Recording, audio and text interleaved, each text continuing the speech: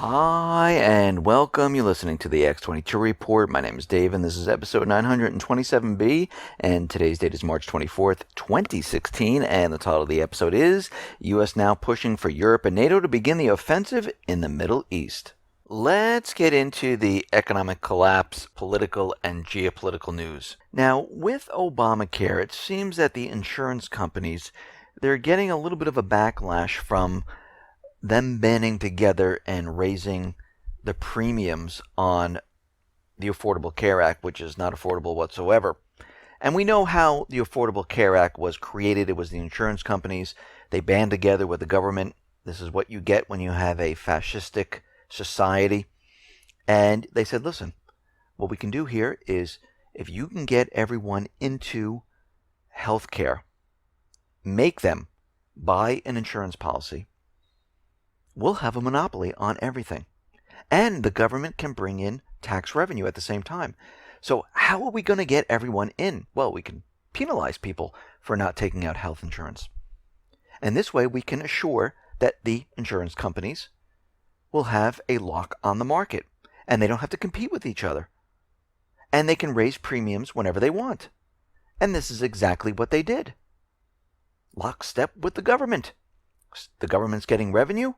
The insurance companies don't have to worry about competing anymore. They can just raise the premiums whenever they want. Well, the American people are catching on to this, and they're saying, well, just a minute, why are the premiums going up so much?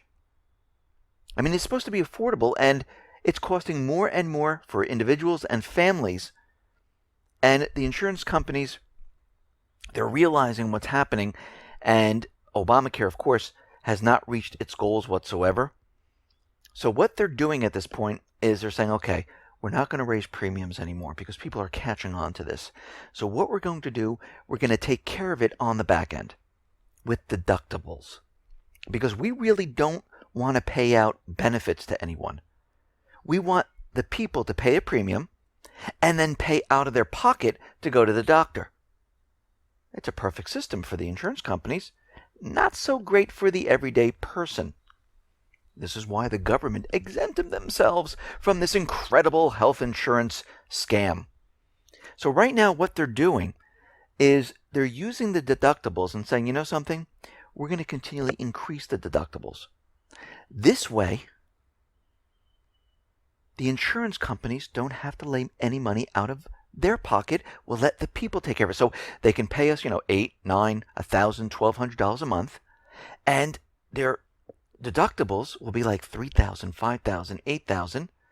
Most of the time they'll never reach it, and we'll never have to spend anything. And what we're seeing right now is Mississippi, the deductibles have gone up 39%, Washington 31%, South Carolina 26%, Louisiana 24%, Florida 23%, Minnesota, Vermont 22%, Arizona 21%, and North Carolina 20%.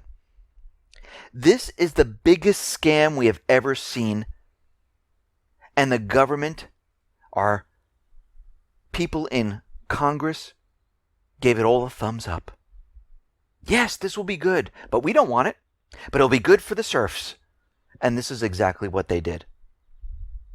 Again, the government is not working for the people. They're working for themselves. I wonder what they got out of this to push this legislation. Millions, probably billions of dollars, which they stuffed into their own pockets. Now, out in Yemen, things are really starting to heat up. We know on April 10th there's supposed to be this ceasefire because Saudi Arabia, they can't do anything with the Houthis. The Houthis are a force to be reckoned with, and they have been holding Saudi Arabia back. We know UK, US, France, all involved in this. And the HRW is saying, listen, all of these countries need to suspend arms right now to Saudi Arabia. Because Saudi Arabia is committing war crimes against the people in Yemen. They are hitting civilian targets, schools, hospitals that have no military significance whatsoever. And the Human Rights Watch is detailing each and every one of these violations. The U.S., since they've been sending weapons and they're orchestrating the entire thing, they're on the hook for war crimes also. Actually, the U.S. went into Yemen and bombed civilians. Of course, they call them Al-Qaeda, but what they're really doing is they want that puppet government back in there, and anyone that opposes this, they're going to make the people suffer. And this is exactly what they're doing. The U.S. is pretending to fight Al-Qaeda once again. Remember, every single time the U.S. overthrows a government and puts in a puppet government, all those people who are against it, they are now Al-Qaeda. And this is what they use the drones for, to go after those groups that don't want this. We saw it happen in Ukraine, the southeastern and Crimea. Those people who didn't agree with the coup d'etat said, listen, we're not going along with this. And the U.S. came out with Ukraine and called these people terrorists, and they started an anti-terrorist operation. It is the same thing in each and every one of these countries. Now, the Pentagon is facing increased questions about U.S. troops in Iraq. Now, they're telling us there's 3,870 or so troops in Iraq, and there are reports now that are coming out saying, well, this might be a lie. Really? Right now, they're estimating between 5,000 and 7,000 troops in Iraq at this point. I remember when Obama said there's going to be no boots on the ground, that we're not going back into Iraq. Remember, every time the government comes out and tells us something, it's always the opposite. It is always the opposite of what they are telling you. If they're saying that we don't want war, they really do. If they're telling you something's affordable, it's not going to be. If they're saying that we're pushing these different bills and legislation for freedom and to help you and to stop the terrorists, it's the opposite. Just like the Patriot Act, the USA Freedom Act. All of these things are the opposite. And we see at this point, the only reason that the troops left Iraq was because they weren't going to sign the bilateral security agreement, the same thing that happened in Afghanistan. This is why we saw troops withdrawn from these countries. And then they signed it once again, and troops came back into the countries. It wasn't because we were removing troops, it's because we didn't have the documentation signed. And once the documentation was signed, the troops came right back in. Same thing with Afghanistan. Oh, we're removing our troops. Now we can't because there's terrorism in there. No, had nothing to do with that. It's because Karzai in Afghanistan didn't want to sign the bilateral security agreement, but Kerry came in to Afghanistan, helped the next president get elected, and as soon as he was elected, they signed that agreement, and then all of a sudden, we heard terror and troops had to return to Afghanistan. Now in Libya, we see France, Italy, Egypt, the US, UK, all pushing a major offensive in this country. France is out there saying, oh, we're going to have about 800,000 migrants in Libya. The migrants are massing right now. They're in an area and they're going to be flooded into Europe unless we do something at this point. So you know what's happening. They're creating another instance just like we saw in Syria. Now, where are all these migrants coming from? Well, it could be that it's coming from the U.S., where they're invading each and every one of these countries, creating harsh conditions in the countries because it's war all the time. And we have people saying, I don't want to be part of this anymore. So the U.S. is responsible, along with the coalition forces, for all of this. And they're already telling us that there's going to be hundreds of thousands of people. Now, I don't know where they got this count from, but we could see already they're preparing everyone for what is about to come, which is war in Libya, and then they're going to let more of these migrants flood into Europe to say, hey, Europe, we better do something at this point. And this is what they're doing, because you know what happens. We're seeing the same thing that happened during World War II. During and preparing for war, borders are going to be closed off. Capital is going to be kept in the country. We're going to see refugees, like we're seeing now, all over the place. And through all of this, they're trying to get Europe and NATO involved in the next major offensive. Now, there is more evidence coming out that the Islamic State has been dealing with Turkey, and we realize that the special forces that the United States brought into Syria and Iraq, they were cleaning up documentation and information. And I mentioned this before in other reports, but there were certain documentation that were missed. They were found, and I think they were found by RT. Now think about this. For the Islamic State to run this viable militant organization with such remarkable capabilities would be impossible, most likely, without some logistical and financial support from the outside. And we know that Turkey, through other documentation, has been actively engaged in the Syrian war and been helping the Islamic State. And of course, Ankara, Turkey, is insisting that, no, we have nothing to do with the Islamic State. They're our enemy. Well, what has been found are detailed oil invoices. And some of the files seized at the scene turned out to be very detailed on what the Islamic State was doing. They calculated daily revenues from their oil fields and refineries, as well as the amount of oil extracted there. All the documents had the Islamic State symbol at the top, and they kept very good records. And of course, the U.S. always knew how much the Islamic State was making, but they knew it to the penny, but they never could find the oil trucks and where they were located inside of Syria, which is completely, absolutely ridiculous because you can see the oil trucks from satellites. But we know why they didn't locate them, because they wanted this money coming in to pay for the covert operations. And every invoice included the name of the driver, the vehicle type driven, the weight of the truck, if it was full or empty, and agreed upon price, and the invoice number.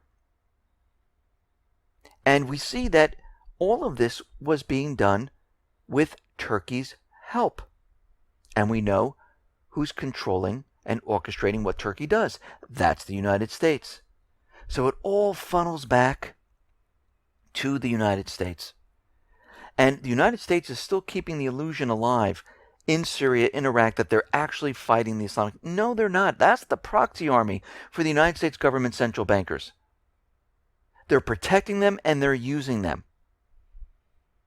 So we see the U.S. right now. They have issued more warnings of imminent terror.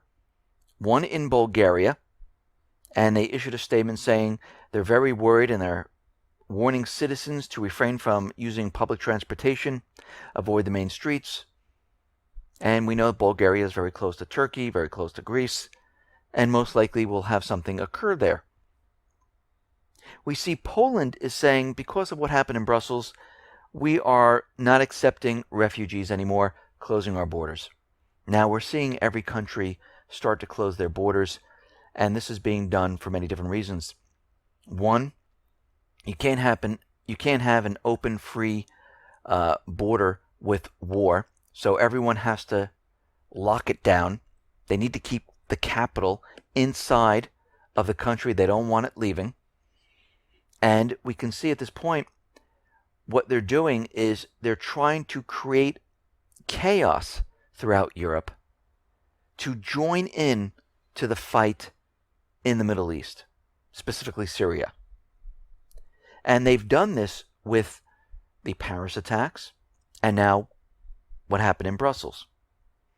And we can see after the terror attacks in Brussels, we see a lot of countries now are putting soldiers, police officers at airports, railways, subway stations, more boots on the ground. We hear them talking about a global police state where Europe might control what is going on with a police force from Europe. And we know for a fact that all of this was being done to push a major offensive in Syria. They want more military assets. They want troops on the ground. They want NATO and Europe joined into this fight, because most likely they're going to make a huge push to get Assad out of power. Because we know with the ceasefire peace talks, it's going to be left up to the people. And the U.S. can't leave it up to the people. They have to have it their way. And their way is to have Assad removed by force. Now, this entire thing that is rippling throughout the world right now is to try to push the authorization for unlimited military force, which is just pending in Congress. They're trying this over and over, and they're trying another push to see if they can get this through. See, the Islamic State is dangerous. They're back. Well, no, they're really not. Russia has been destroying them in Syria. U.S., Turkey, Saudi Arabia, Qatar have airlifted a lot of the Islamic State out of Syria, brought them into Yemen, brought them into Libya. A lot of them escaped into Iraq. And we see at this point that they're doing whatever they possibly can to create this instance where we need global police. They need to take more rights away from your people, more troops on the ground to police everything. They want to set up checkpoints. They want to search you going into each and every one of these areas. And this is what it's all about. We've seen this time and time again. And we've seen more draconian laws. They're also bringing up that this whole thing could have been orchestrated by these terrorists with encryption. They really won't give this a rest. Now, we realize that the attack in France was not with encryption. CIA, Mossad, MI6, they were using burner phones. Most likely the same thing here. And what we're seeing is they're trying to convince the world that they need access to everyone's communication. Now remember, if there's a real terrorist and a real criminal, they're not going to be using the everyday device. They will create their own. They will use other methods to communicate. And we're starting to realize that the whole entire thing is a false flag. I mean, let's just think about this for a second. The people who are responsible, at least this is what they're telling us, once again, they are known to authorities. The security services knew an attack was being planned. They did nothing about it. The identities of the criminal, the terrorists, were known. And when we look at these guys that they're telling us that these are the ones responsible, and we know they're patsies. So let's take the first two, Khalid and Brahim el-Bakaroy. I don't know if I pronounced that correctly. The two men who were suspected of being, who blown themselves up during the attack in the airport. Now, they've been arrested for violent crimes in Belgium prior to the attacks, but were both released. Why? We really don't know. Brahim, he was convicted in 2010 of shooting at police officers with a Kalashnikov during the process of committing an armed robbery. He was sentenced to 9 years, but was free and able to commit a terrorist act 6 years later. So most likely they made a deal with him. Khalid was convicted for a number of carjackings in 2011, but only received probation, and he was set free. Now we can see they do this a lot. They arrest certain people that they need, they make deals, and they use them later on in these false flags. Now, we also know that during this investigation, which was like 24 hours after it occurred, very quickly, they found, the Islamic State flag. They found evidence of bomb making. They found evidence of chemical weapons. They found nail bombs, all in the apartment, just laying out there for anyone to see. And they knew exactly where to go for all this, which is very interesting in itself. And then they found the suicide note with the laptop that was found in the trash. Now, if you're writing a suicide note, you really don't put it in the trash. You want to leave it out for everyone to see. So when we look at this, we see, what is going on here? And let me just say, government agencies in real crimes, they can't find this information this quickly. They just don't have the capability to do it. I know everyone wants to believe, because we see it all in the shows, where they can just go and say, ha, we know exactly who it is, we know exactly where to look, and we found everything within 24 hours. It never happens. There's legwork, there's investigation, they track down leads. This was put out for them to find. They were led in this direction on purpose. Now, what's very interesting about all of this is that a U.S. teenager injured in the Brussels attack was also at the Boston Marathon and at Paris during that period. Now, what are the chances of Mason Wells, a 19-year-old from the state of Utah, being in all of these places where all of this occurred? Does that make sense? I mean, think of the odds of this happening. Now, word is coming out that the Brussels terrorists have planned other attacks, like a nuclear attack. Of course, this is being used to scare everyone. They want everyone scared to give up your rights. Fear for the neocons, for the elite. This is what they use to take away your rights and to make you do things that you normally wouldn't do, like give up your rights, go to war, and all those things. Now, we're hearing that the Islamic State, they're going to be sending 400 plus trained fighters. They're going to unleash them throughout Europe. And then the main event will be United States. Now, we know this is not the Islamic State. We know the economic collapse is coming. We know they have to speed things up.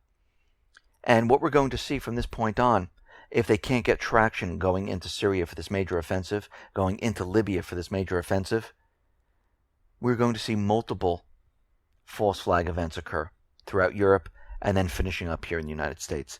And each time, they're going to have to make it bigger and bigger to convince the population that we need to do this. Remember, they need the fear. They need to scare everyone into going into war.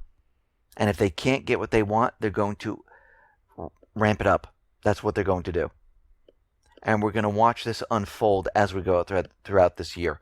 Because as we can see with the speed of the economy completely collapsing in Europe, in Canada, Australia, the United States, they're running out of time. Listen, everyone, thanks a lot for listening. Be well, be safe, and especially be prepared. Thanks a lot.